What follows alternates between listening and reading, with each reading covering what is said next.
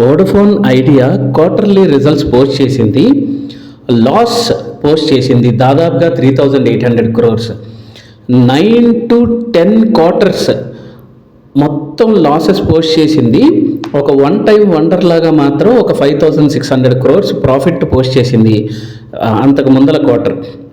దీనికి కారణాలు చాలా ఉన్నాయి. AGR dues, adjusted gross revenue dues ఇంకా 1 lakh crores పైనే ఉన్నాయి. అలాగే జియోకి, ఎయిర్టెల్కి కస్టమర్ బేస్ వెళ్ళిపోతుంది.